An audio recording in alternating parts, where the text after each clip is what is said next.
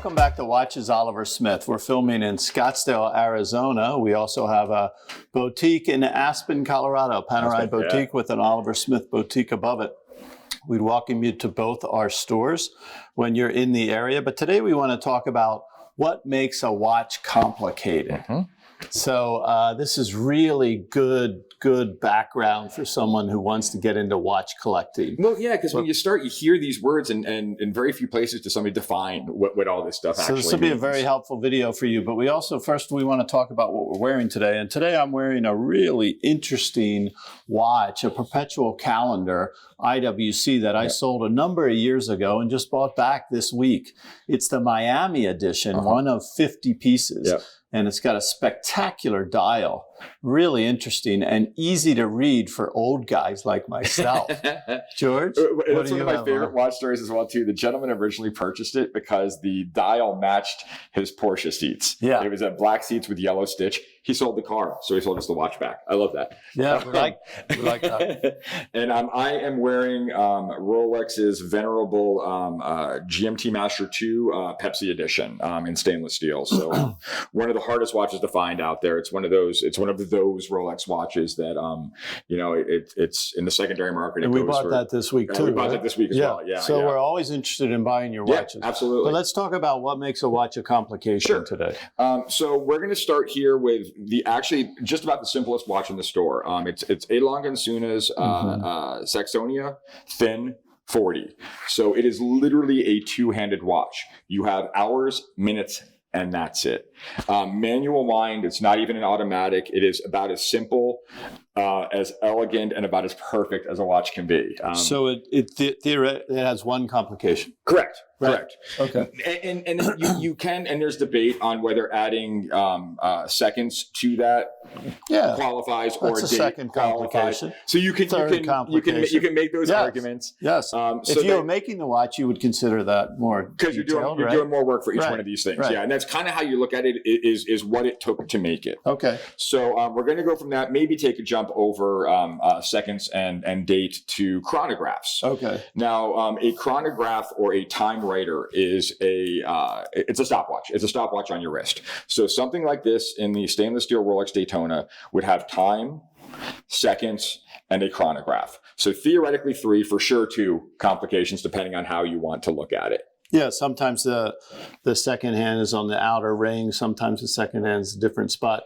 The permanent second hand on most chronographs is inside on one of the inner rings. So on this one specifically, that subdial at 6 o'clock is actually your running seconds. The long hand is your chronograph seconds. That will give you your seconds for the time you're trying to time, and then you have a minutes counter as well as an hour counter. Okay, what next? Next, a variation on chronograph. You have Blancpain's 50 Fathoms. That is a chronograph flyback.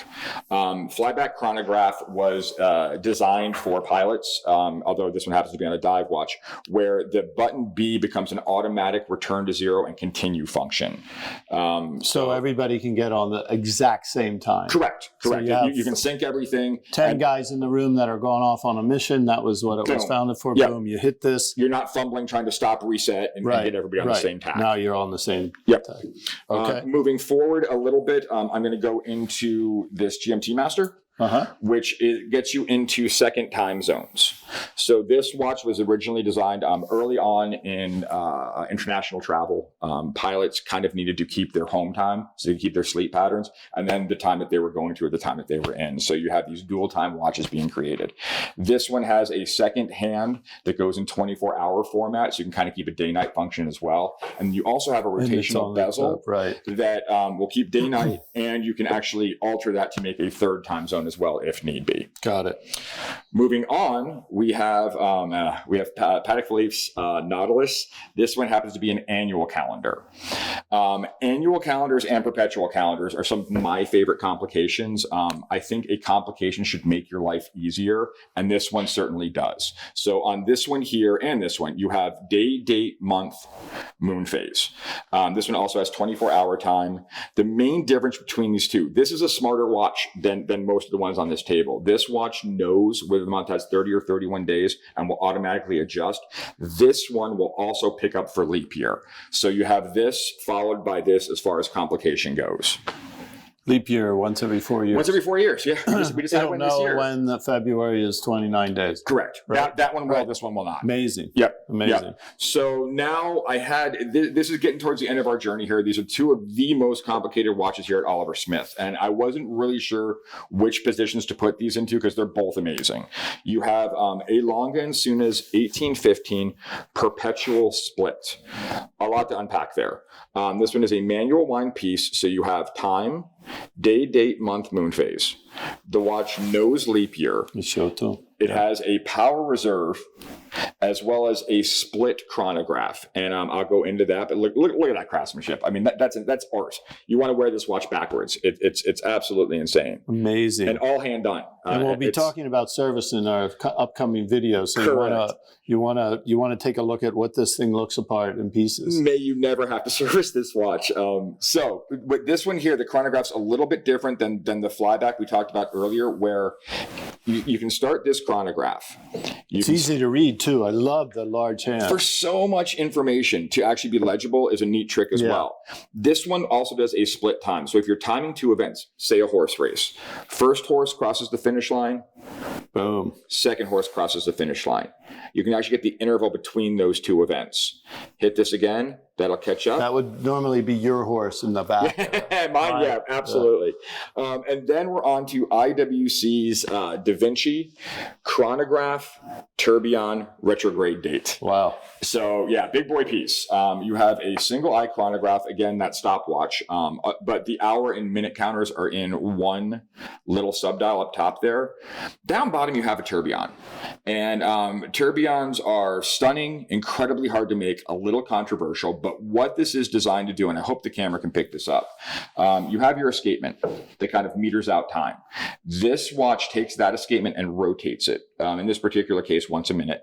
And that is to counter effect gravity's pull on the watch. Because what can happen is if the watch stays static for too long, gravity keeps pulling in one direction. This way, that escapement never gets the pull twice in the same spot in the same minute. Yeah. So it's supposed to be more accurate. If you lay it like this, it might gain 4 seconds. Correct. If you lay it like this, it might lose 2 seconds. But this way, you're always rotating. Gotcha. So there's no differentiation. Correct. It should be more accurate. And this one as well, kind of interesting. You have a retrograding date. So this date will count up to 31 and then slap back to 1. Now, I would consider both of these grand complications, and I know some of you guys will disagree, but I think anytime you're doing 3 big complications in a watch, I think it should qualify. A lot of people want a minute repeater in there or something along those lines, but I think these absolutely qualify. And these watches are obviously more expensive because they take much more craftsmanship to be able to make the watch. And the design, lots of times the design in these watches are something that's never been seen before. So a lot of these brands, and when they're making these complicated watches, spend years coming up with a new way to do it. Right? Correct. They challenge themselves. Absolutely, yeah.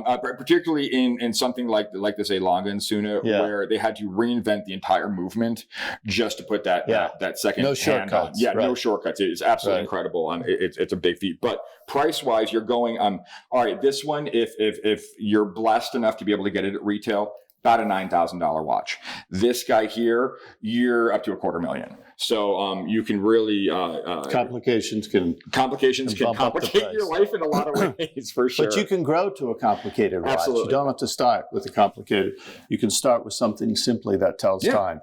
Yeah, and the way we get most of these things is people come in, they aspire to something like this, and they'll trade in 3 or 4 watches just to kind of help mitigate those damages. So that's another way we can get some of these watches. It's wonderful information for all of you out there. And please, if you'd like to, subscribe to our channel to stay in touch. We'd appreciate it. And next week, we're going to be talking about service which should be really fun with Mr. Benjamin Lange. Absolutely. Have a great week. Thanks, guys.